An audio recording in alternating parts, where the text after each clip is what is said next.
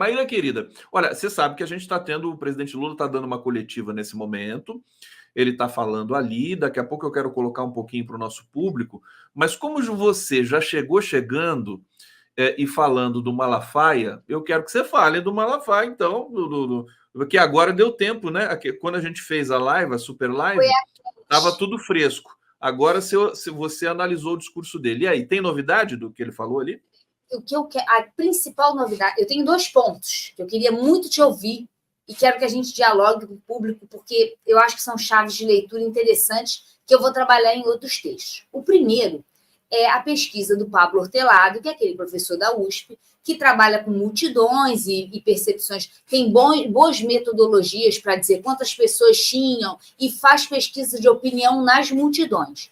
E ele trouxe um dado muito interessante, que o número de católicos e de evangélicos na manifestação era quase o mesmo, sendo que o de católicos ultrapassa o número de evangélicos. Era 36, 33 ou 38, 36. Em São Paulo, ele já tinha visto que eles eram iguais e que os católicos eram um pouco a mais, mas no Rio de Janeiro isso chama mais atenção. Por quê? Porque o Rio de Janeiro é a cidade menos católica do país. Nós temos um contingente evangélico absurdo, muito maior do que em muitas nas capitais, certamente, mas nós somos uma potência evangélica. A IURD surge aqui, a ADVEC surge aqui, o Silas é daqui, né? Esses grandes líderes evangélicos.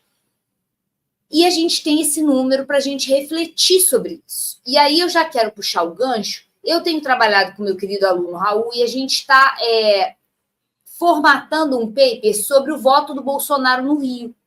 E a gente está usando como proxy o dado que saiu do censo de local de culto, porque não saiu separado o local de culto católico evangélico. E, a nosso ver, isso não faz diferença, porque o voto daquele que, dentro do escopo religioso, daquele que usa a religião como linguagem fundamental da sua vida e que se orienta a partir de noções conservadoras e até reacionárias de família e corpo, esse cara foi capturado, essa pessoa é mais capturada pelo discurso de Jair Bolsonaro. Então, focar nosso canhão sobre os evangélicos como sendo algo intrínseco dessa religião é algo que me parece uma estratégia equivocada. A gente tem, sim, que disputar a linguagem religiosa, mas é uma linguagem no marco do cristianismo, que envolve toda essa identificação com o Estado de Israel por conta da Bíblia. Então, sim, assim, é muito mais ecumênico do que algo ortodoxo dos evangélicos. Isso é uma coisa. A outra é a performance do Silas como combatedor do bolsonarismo, como liderança da extrema-direita global e que dita um pouco o tom do conteúdo radical desse extremismo de direita, sobretudo na sua dimensão anti-establishment, ou seja, crítica ao sistema. É algo que está presente no discurso do Bolsonaro, mas que ganha tons mais extremos na figura do Silas. E sem querer me estender muito, e por que na figura do Silas? Porque ele não está pleiteando nenhum cargo. E o bolsonarismo está nessa fase de transição entre um movimento social anti-establishment e radical e um movimento que quer se institucionalizar politicamente. Aí vinha a minha... Perdão, vai, não, segue. Você quer completar? O que você ia completar? Eu ia para a minha segunda chave de interpretação da manifestação, mas eu quero ouvir sua reação. Sobre o que você está falando do Silas e tudo mais. Não, essa questão dos evangélicos realmente é um dilema que confunde, né, a esquerda. A esquerda não consegue chegar lá, porque sempre que a esquerda quer se dirigir aos evangélicos é um desastre, né? Porque eles nomeiam, né? Um evangélico não nomeia outro evangélico, simplesmente fala, simplesmente chega com a mensagem. E eu concordo com você, quer dizer, eu acho que se eu entendi bem o que você falou, é um equívoco, né? a esquerda ficar compartimentando, assim, quer dizer, tem que colocar tudo numa mesma chave, que é a chave cristã que você falou, que é comum a todos os brasileiros. E agora, na verdade, eu que estou muito curioso para saber quais são os elementos ali do discurso do Malafaia. O que me impressionou no discurso do Malafaia, para te dar um dado aqui, foi que ele citou muitas vezes o Alexandre de Moraes, 24, aliás, contaram, né? Citou muitas vezes o Alexandre de Moraes e o Gilmar Mendes, trazendo a persona dessas duas figuras públicas, ministras ali do STF, quando eles execravam o PT, a esquerda e o Lula. Né? Ele está trazendo um momento do passado, né? Dizendo, olha como eles eram contra o Lula, com falas do Gilmar Mendes e tudo mais, destacadas e reais, né? Para o presente, em que supostamente o Gilmar Mendes é um aliado do Lula. Quer dizer, isso evidentemente não é uma questão assim, preto no branco, né? Quer dizer, aliado do Lula desse momento. Quer dizer, amanhã pode não ser de novo. O que você entendeu sobre esse processo? Me chamou muita atenção ele usar a Constituição, a gente chegou a comentar isso, e isso aparece também no discurso do Bolsonaro. Eles se colocarem nessa posição ciosa da Constituição, uma Constituição da qual eles são detratores, né? A gente não pode esquecer que a nossa Constituição ela tem uma marca progressista forte na adotação de direitos, principalmente direitos sociais, direitos econômicos, que o bolsonarismo, na sua origem, de alguma maneira se posiciona criticamente. Então, me chama a atenção isso, porque esse processo de institucionalização, esse é um balão de ensaio, ninguém sabe. Nesse processo de institucionalização, né, do bolsonarismo candidato a prefeito, eu não sei se ele vai, se o que vai ser rifado é esse conteúdo que é mais frágil desde a origem, que é esse conteúdo mais neoliberal. Desde a sua origem, né, Bolsonaro enquanto deputado, esse conteúdo, primeiro, ele não existia, o Bolsonaro era um sindicalista de militares e servidores públicos em geral, ou seja, alguém francamente favorável à expansão fiscal. Vai havendo essa mutação, ele até no discurso Bolsonaro elogia o Paulo Guedes, mas é um elogio rápido, e ao longo do seu governo há essa ambiguidade, até chegar no final, em que abre-se os cofres públicos, né, para aquela experiência, quase que uma epifania final em que você jorra dinheiro sobre a sociedade e, mesmo assim, não consegue se eleger. Mas a minha chave de leitura que eu quero testar aqui, que eu não tinha pensado quando a gente conversou e que depois, para mim, ficou muito vivo, e que eu ainda não escrevi, que eu quero ouvir todo mundo sobre isso, é a comparação São Paulo e Rio. Como você sabe, eu trabalho com política local também. Eu edito um guia de eleições municipais, o Lapicon está muito atento para a eleição municipal. E nesse trabalho que a gente faz, a gente sempre percebe que a importância maior é do local para o nacional. Ou seja, um líder nacional, alguém que tem pretensão de ter um cargo em Brasília, seja o presidente, seja um deputado que trabalha em Brasília, precisa manter vínculos fortes com as localidades, porque é nelas que estão os votos, né? Ninguém se elege com voto só de Brasília, exceto se você for representante do Distrito Federal. A importância dos mediadores locais na manutenção dos vínculos com o eleitor. E me parece que essa foi a grande diferença do Rio para São Paulo. Tarcísio, como um governador que tem alguma potência ainda, mas também Ricardo Nunes como um prefeito que está no espectro de influência nitidamente do bolsonarismo. No caso do Rio de Janeiro, a gente tem Cláudio Castro, que está em franca decadência, né, com problemas graves com a justiça, então ele tem que ficar sempre por trás das cortinas, porque todo o aparecimento dele provoca reações e ele está meio que numa obscurecência, né? Está muito apagado. E Eduardo Paes como alguém que é do campo contrário, ele não é bolsonarista e que certamente fez o que pôde para que essa manifestação não lotasse, porque esse é o fato político da semana. O fato político da semana é a manifestação não lotou, flopou. Essa manifestação flopou. Eu não pensava que isso ia acontecer. Eu achava que ia lotar, porque o Rio de Janeiro é o berço do bolsonarismo. Eles foram surpreendidos, né? Os organizadores. Deu muito pouca gente. E aí, o que nós, enquanto analistas, temos para nos divertir ao longo dessa semana é especular sobre as razões dessa flopada.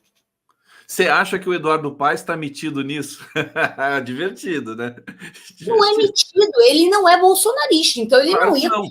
É só o fato de não apoiar, né? Faz toda a diferença. É a importância da política local, é a importância de um prefeito. Por isso que Bolsonaro e Lula têm que redobrar suas atenções, porque essa vai ser uma variável determinante para 2026. Mas você está fazendo ao mesmo tempo, só para não podemos estender muito, porque eu quero ainda mostrar um pouquinho aqui. O presidente Lula, não sei se já acabou ou se está entrando no intervalo aqui da coletiva que ele está dando, mas toda a sua programação. Você acha que você está pensando na esquerda e nos setores democráticos que eventualmente não conseguem ter essa leitura de fazer os eventos regionalizados com lideranças locais ou não? Sem sombra de dúvida.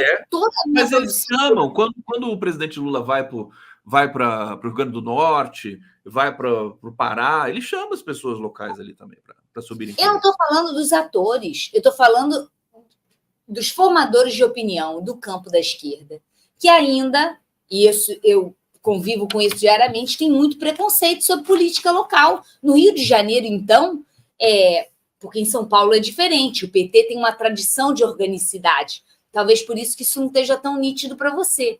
No Rio de Janeiro, a política local, no campo progressista, no campo da esquerda, ela é vista com muito desdém.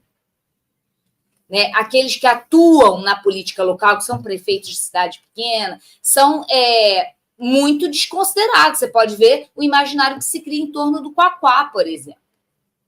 E são esses players que vão ter que ser acionados em 2026. Nenhuma candidatura nacional se constrói sem brokers locais. Esse é o ponto que eu queria chegar, enquanto algo que eu observo empiricamente nos meus trabalhos, mas que também é a razão prática. É um chamativo para nosso campo da esquerda progressista prestar mais atenção e ser menos preconceituoso com as lideranças políticas locais.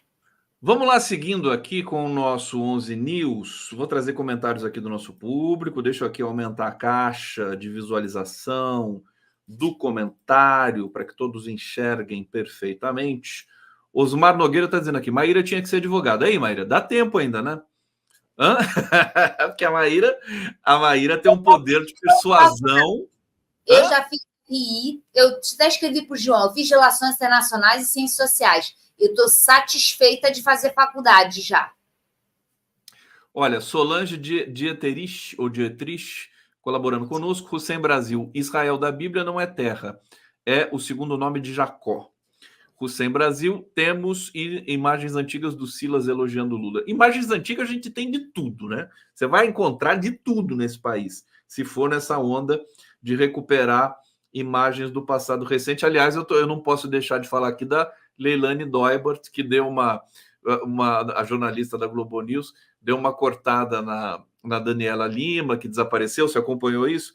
E aí voltou um post antigo da Leilani Doibert, celebrando Sérgio Moro, aquela coisa toda, postado pela Mônica Bergamo. Barraco total no jornalismo brasileiro. Roberto Henriques, quando fui deputado estadual, Cláudio Castro era carregador de pasta de Márcio Pacheco e cantor católico desafinado, Campos de Goytacazes. Ele tentou cantar realmente, né? A gente viu alguns momentos desse.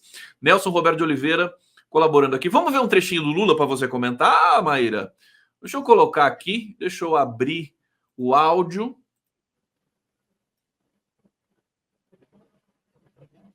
Central, você faz o que tem que fazer. Eu só quero ser comunicado porque tem coisa que a gente tem que discutir. E foi assim, 8 anos. O que é que acontece? Eu dizia para o Meirelles, olha, você vai aumentar a taxa de juros, eu vou reduzir a TJLP. Por quê? Porque a TJLP era a taxa de juros que os empresários pegavam para fazer investimento de longo prazo no BNDES. E fizemos isso. E qual foi o desastre que aconteceu com o Brasil? Quando veio a crise de 2008, todo mundo assustado, eu disse que a crise seria uma marolinha nesse país. Vocês sabem o quanto eu apanhei porque eu falei isso. Vocês sabem o quanto eu apanhei. Aqui já tem um elemento que eu já vejo a Maíra comentando isso aqui de cara, que é assim, o Lula recorrendo ao governo Lula 2, ao melhor momento dele, que foi realmente quando deu a crise do Lehman Brothers, e ele levou o país na raça e no peito, com um discurso de entusiasmo, foi uma coisa espetacular, que tem que ser estudada pelas próximas gerações de economistas e tudo mais. Como você enquadra esse retorno a esse momento para tentar inflamar esse governo Lula 3? Você vê assim? Você vê o movimento do Lula nesse sentido? Eu acho que esse é um traço constitutivo da performance do Partido dos Trabalhadores. A ativação da economia através de transferência de recursos do Estado para a sociedade. Na economia fala dimensão anticíclica, né? Você gasta para fazer as pessoas gastarem e para ativar a economia. Existe uma frase que é atribuída a Dilma, ao Lula e ao PT em geral, que é assim: gasto é vida. Aliás, o Lula começou hoje dizendo o seguinte para os jornalistas, né? Quando o patrão de vocês paga o salário de vocês, é gasto ou é investimento? Ele já começou assim. Não foi bom? Isso é sensacional. Sensacional.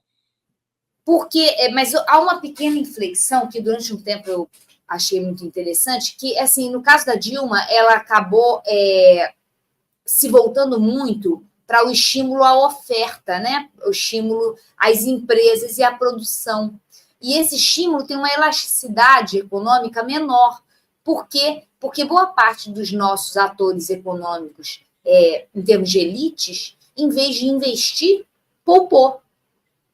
Então, a questão entre investimento e gasto é menos relevante do que a questão se esse investimento se financiariza ou se ele, de fato, se ramifica, penetra na sociedade, se ele vai para a economia real. Para mim, essa é a questão, quando a gente está falando em termos de economia. É como fazer que o gasto público não vire recurso para o entesouramento, recurso para o mercado financeiro.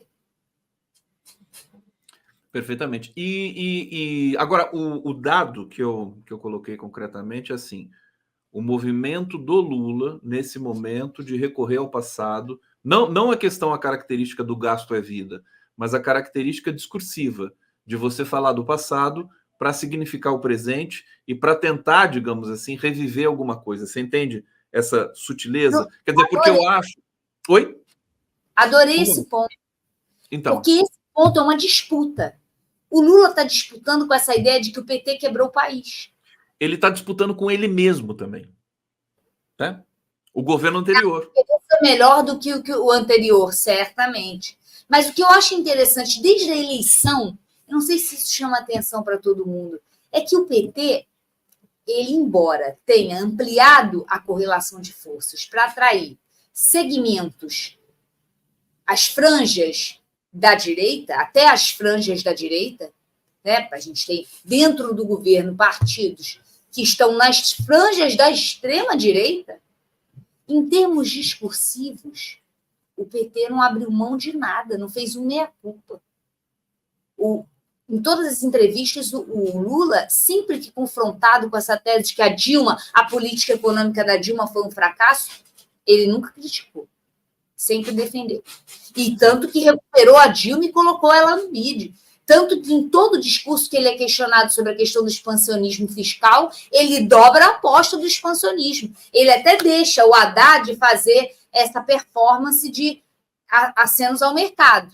Mas o Lula não, que é quem está dando o discurso.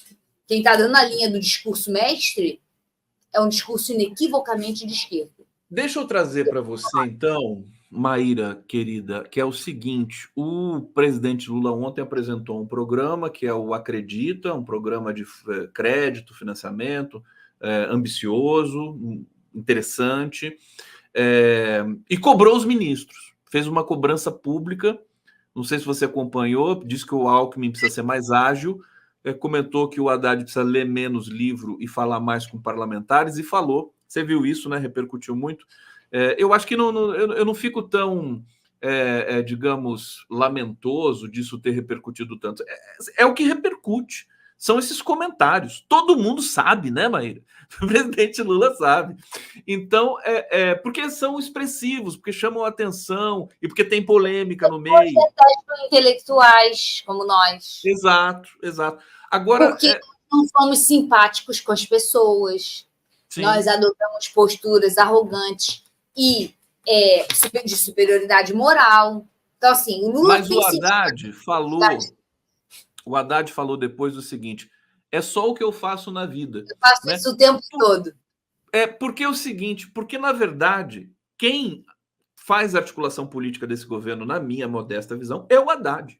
É ele que movimentou o primeiro ano todo de governo e agora está ali ainda conversando. E a gente tem um recolhimento ali da Casa Civil e tudo mais. Eu quero saber como é que você está vendo esse momento do presidente com os ministros. Eu ouvi dois comentários sobre isso. Eu não vou poder citar exatamente de quem eu ouvi, porque eu não me lembro de cor, né? Mas eu ouvi 2 comentários sobre isso que eu achei interessante. O primeiro é que o presidente Lula, de alguma maneira, tem se dedicado muito a ser um grande estadista para fora e para as grandes questões, e de dar essa linha do discurso para fora do governo, e que, portanto, tem deixado as articulações internas nas mãos de outros. Isso foi uma análise. Aí isso foi completado por outra, que dizia o seguinte: porém, ao fazê-lo, ele muitas vezes não dá para esse encarregado da articulação a caneta suficiente. Ou seja, que ele vai prometer e vai poder cumprir. Que a gente não pode deixar ser ingênuo. Quando a gente está falando de articulação com o Congresso, a gente está falando de ceder coisas. Essas coisas são, principalmente, recursos e cargos.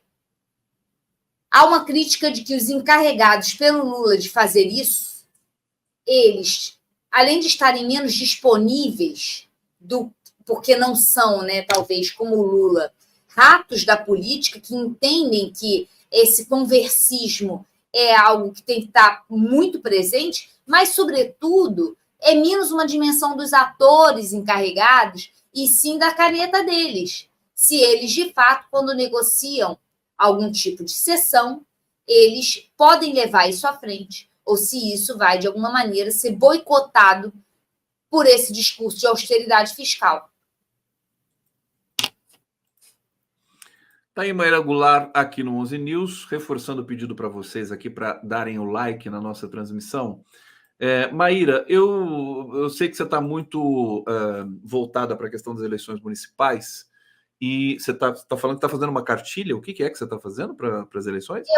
O APCOM publica um guia de eleições municipais. No final do ano passado, a gente publicou um guia, fez um lançamento e publicou um e-book com o cenário dos prefeitos eleitos no estado do Rio e potenciais candidatos à prefeitura. A partir desses prefeitos, a gente desenhou os cenários eleitorais nos principais municípios das 7 regiões do estado do Rio de Janeiro. E agora, provavelmente em maio, no final de maio, vamos lançar o 2º volume, que é dedicado aos vereadores eleitos e possíveis potenciais vereadores candidatos, quer à reeleição, quer ao cargo de prefeito. Então, vamos desenhar esses cenários, atualizar esses cenários a partir dos vereadores. Perfeitamente. Eu vou abortar essa pergunta, se der tempo eu faço ela no final, porque chegou um comentário aqui interessante do Nilson Strauss. Eu ia te perguntar da cena do PSDB em São Paulo e do PSD do Kassab. Vamos ver se dá tempo. Mas eu quero trazer o Nilson aqui. O que não vejo nos canais de esquerda é a divulgação dos projetos idealizados e sancionados por Lula. Tenho conhecimento, mas milhões de brasileiros não têm e a culpa é da esquerda. Vou dizer assim, perguntar para a Maíra o seguinte, a gente faz jornalismo, pelo menos tenta, né? E jornalismo a favor é uma coisa que realmente é estranha. Eu acho que quando o Lula estava preso, quando o Lula estava perseguido, Lava Jato, Lawfare, aquela coisa, Dilma golpe, a gente tem realmente de trazer, né, toda essa denúncia. Agora o governo Lula ele é o governo. Agora o PT está no poder. Como é que o jornalismo alternativo procederia? Por exemplo, eu fico pensando aqui, é claro que a gente comenta os programas do presidente Lula e tudo mais, o MST, os defeitos dos programas, as qualidades e tal, mas não é função do governo divulgar isso? É função nossa, função do governo? Como é que funciona para vocês? É função do governo e nossa. Mas eu vou responder de uma maneira muito cabecista e já peço desculpa aos nossos ouvintes, porque eu vou citar Kant. Perdão por isso. Porque eu acho que tem um conceito que a gente perde e que ele é muito importante para entender o nosso papel. Razão prática. Quando o Kant fala de razão prática, ele está falando como toda vez que a gente nós nos colocamos como sujeito de conhecimento a partir da razão, esse lugar não é um lugar neutro. Esse é um lugar que quer reorganizar o mundo. A razão não quer apenas descrever o mundo. A razão quer conhecer e mudar o mundo. Quando Kant, por exemplo, escreve um livro que é muito interessante, chama A Ideia da História Universal sob um ponto de vista cosmopolita. Tem uma outra tradução para esse título, que é Ideia de uma História Universal com um propósito cosmopolita. O que o Kant faz nesse livro? Ele vai contando uma história universal como se fosse uma história com H. E quando você vai lendo, você percebe que o que ele está fazendo é reorganizando a história para chegar no argumento dele, que é a defesa do cosmopolitismo, que é uma espécie de pluralismo global, reduzindo muito a proposta do Kant. Então, eu acho, Conde, que talvez a ideia de uma razão prática possa ser um bom tipo ideal para organizar a nossa performance no mundo.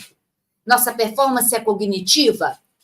Nós somos intelectuais, nós somos cientistas, no meu caso. A gente quer conhecer e descrever o mundo. Mas nessa cognição e nessa descrição, eu também quero mudar o mundo. Então, vamos com Kant. É quase como um São Jorge, né?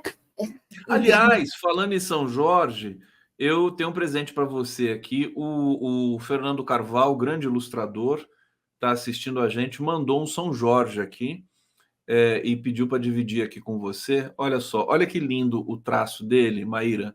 Depois eu vou mandar para o seu zap. Uma coisa cubista, né? Lindo. Ele tem uma técnica única, né, no mundo, e ele fez esse São Jorge aqui em comemoração ao dia de hoje, 23 de abril. Tá muito bonito, né? Olha o dragão, que coisa impressionante. Viva Carvalho! Muito obrigado, Fernando Carvalho. Um beijo para você. Esse aqui é botar num quadro e botar na seu escritório. Ô, Maíra, então eu vou fazer a pergunta, deu tempo, eu vou fazer a pergunta para você da questão da... Porque eu tô observando, e você como está também muito debruçada sobre a questão das eleições municipais, eu acho que essas eleições municipais vão reorganizar muito a cena político-partidária brasileira. Em São Paulo, o que a gente tem? Olha só, rejeição do PSDB a Nunes prejudica o discurso de continuidade do legado de Covas. O Nunes está numa situação complicadíssima, né? Ele tem o apoio do Bolsonaro, mas não quer dizer que tem, né? Ele quer dizer que tem só para uma parcela do eleitorado, porque o Bolsonaro também é tóxico, tem essa questão do PSDB, tudo bem.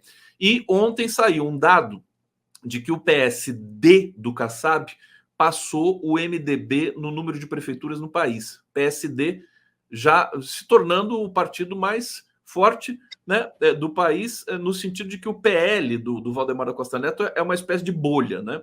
O PL não é uma coisa assim muito consolidada, até porque ele depende do Bolsonaro profundamente. Que balanço que você faz desse, digamos, dessa reconfiguração do sistema brasileiro que está por vir aí?